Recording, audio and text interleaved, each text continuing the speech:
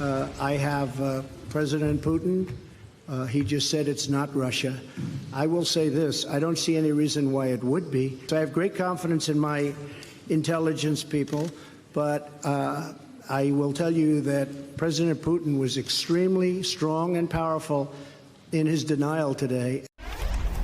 Hi again, everyone. It's 5 o'clock in the East. It was the mic drop moment for all the wrong reasons. A statement heard all around the world. The then president of the United States of America siding with a murderous dictator over his own intelligence officials on the question of election interference. We entered a new era of American foreign policy during that hour on that day, where having a leader who would always choose and side with democracy was no longer a given for us.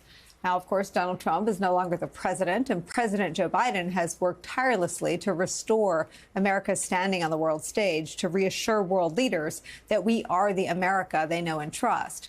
But ever present is the looming concern that if Trump returns to office, he will align America with the dictators and autocrats he so frequently publicly admires, much more than any of our own allies. That fear was furthered by what's happening today. Following the NATO summit that President Joe Biden has been leading, Hungary's Prime Minister Viktor Orban is set to meet with the disgraced ex-president down at Mar-a-Lago. Orban, who's already endorsed Donald Trump for president, has reshaped Hungary's government to keep his own party and friends in power. He's cracked down on the press as well as the independence of Hungary's judiciary. Sounds eerily similar to the objectives laid out in black and white by conservatives here in America in their Project 2025 manifesto. Orban's meeting today with Trump follows a busy calendar of meeting with other autocrats. On Monday, Orban met with China's Xi Jinping, and last week Orban met with Russian President Vladimir Putin, putting this meeting with Trump in even starker relief. As David Rothkopf puts it, quote, "This is Trump putting it out there again in boldface and red letters in case you missed it the last several hundred times he did it, that he is not only Putin's poodle, but that he now leads a political party that is pro-Putin, pro-Russian, pro-aggression, pro-war crimes, pro-authoritarianism, anti-NATO, anti-Ukraine, and most importantly, anti-American national interests." We heard that message from Trump himself loud and clear when he repeated his threat to our NATO allies at his rally this week. I said, you have to pay your bills. They said, sir, may I ask you a question? If we don't pay our bills, will you protect us from Russia? I said, you mean you're delinquent? They said, yes, we're delinquent. Let's say we're delinquent. Would you protect us? I said, no, I will not protect you from Russia. It's where we start the hour with some of our favorite experts and friends. Former U.S. Ambassador to Russia and MSNBC International Affairs analyst Michael McFaul is back, plus former Deputy Assistant Secretary of Defense for Russia, Ukraine, and Eurasia, and Executive Director of the McCain Institute, Evelyn Farkas, is here, and former top State Department official during the Obama administration, Rick Stengel, is here with us. You just cannot keep them apart, Evelyn Farkas, Trump and Orban, Orban and Trump. This is extraordinary, even for Trump, that he's meeting with him again.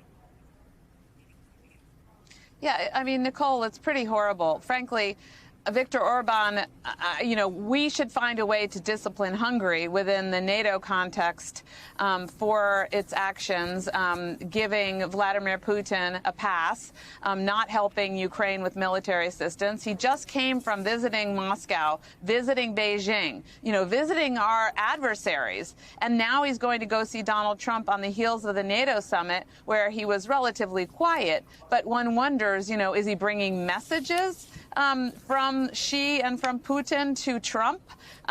Because, as you showed the picture from the Helsinki summit, we still don't know what President Trump and Vladimir Putin talked about for over an hour at the Helsinki summit all those many years ago. So Orban is a problem because he's got a recipe, he said, for how to take down a democracy and make it an illiberal democracy, which is just another way of saying not a democracy. Let me show you, Ambassador McFaul, Trump in his own words on Orban and other autocrats. There's nobody that's better, smarter, or a better leader than Viktor Orban. He's fantastic. As you know, the Prime Minister of Hungary, and does a great job. He's a non-controversial figure because he said this is the way it's going to be, and that's the end of it, right? He's the boss. I know he's a great leader, fantastic leader in Europe and all over the world. They respect him. Think of President Xi, central casting, brilliant guy. You know, when I say he's brilliant, everyone says, oh, that's terrible. You call it. Well, he runs 1.4 billion people with an iron fist. Smart, brilliant, everything perfect. I was really being tough, and so was he. And we would go back and forth. And then we fell in love. Okay? No, really. He wrote me beautiful letters. And they're great letters. We fell in love. Ambassador, the last one he was talking about Kim Jong-un, murderous leader of North Korea, who he honored with a visit. It seems, and I don't know if this is possible because I'm always worried about relativity, but it seems that Trump has become more comfortable being more brazenly enthusiastic about the world's most brutal autocrats and dictators. Tragically, I think you're right. I mean, he's had many opportunities if he wanted to distance himself from those horrific comments that you just replayed from 2018, right? It would have been so easy for him. It would be politically easy for him to do. And instead, he just keeps doubling down. He just did it at the rally. He invited Viktor Orban to come see him. He didn't invite President Zelensky. And therefore, I think it's really just a very stark choice that the American people have. Do they want to elect to be the leader of the United States, somebody who embraces dictators, or do they want to elect a president who embraces and supports Democrats? It's just crystal clear. Before remember, they tried to fake it. They would say, that's not what he really meant, Mike, when I would talk to White House officials, and he stands up for democracy, yada, yada, yada. Now it's just black and white. The American people have a choice. Support Democrats or support autocrats. Let me show you what, to me, Rick Stengel, is almost a fetishizing of Vladimir Putin. So you know Vladimir Putin. You think he's a killer? Mm-hmm. I do. Putin's a killer. A lot of killers. We got a lot of killers. Why, you think our country's so innocent? It was when President Bush had said, I've looked in his eyes and saw a soul. I said, looked in your eyes, and I don't think you have a soul. And looked back at me and said, we understand each other. He's running his country, and at least he's a leader, you know, unlike what we have in this country. Yeah, but again, he kills journalists that don't agree with him. Well, I think our country does plenty of killing also, Joe. So. You know, we're laser focused on the stakes of November's election, right? And we spent the better part of 8 years warning about the dangers of Donald Trump. As we, as a country, sort of careen into November, we've got the guy that has nicer things to say about Putin than about any of our Democratic allies out in the lead. What explains that, in your view, Rick Stengel?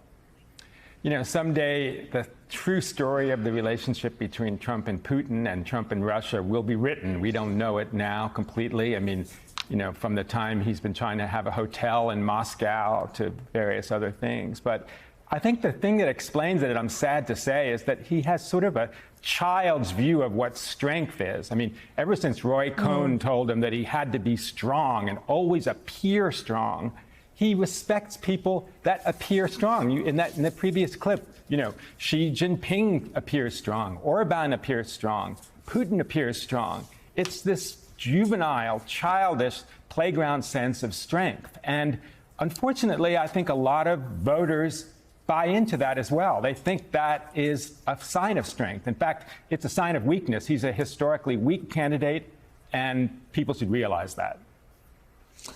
Evelyn, what is the view from Moscow? There's always been less affection, but a real enthusiasm for playing Trump. Not as slobbery as Trump is to Putin, but Putin seems to always be on the right message as Trump and Tucker Carlson and that whole echo chamber. What is the current view about what's at stake for Russia in November? Yeah, I mean, clearly, Nicole, the Russians on the Ukrainian battlefield and on the world stage, they're not winning. They're resorting to crazy tactics. You talked about killing in the clips. You know, we talked about killing. All the presidents talked about killing. The Russians, you know, there's new reporting that they tried to assassinate the head of the major German arms manufacturer Rheinmetall, which makes all the ammunition that we are providing to Ukraine. Vladimir Putin is getting increasingly nervous about his situation in Ukraine.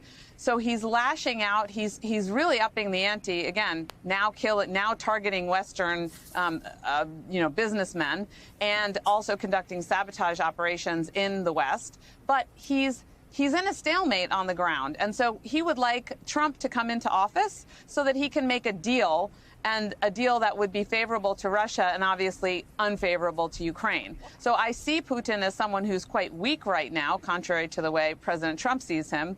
But he's hanging in there because he's hoping that Donald Trump will win. And Donald Trump is useful to him. I don't believe that he respects him tremendously. We saw that when Tucker Carlson did the interview with Putin, Putin was actually quite dismissive and disrespectful to him if you paid attention.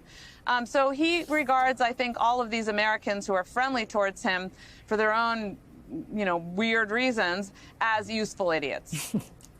Hey there, MSNBC fans. I'm Luke Russert, and be sure to join me, Rachel Maddow, Jen Psaki, Lawrence O'Donnell, Steve Kornacki, Joy Reid, and many more September 7th in Brooklyn.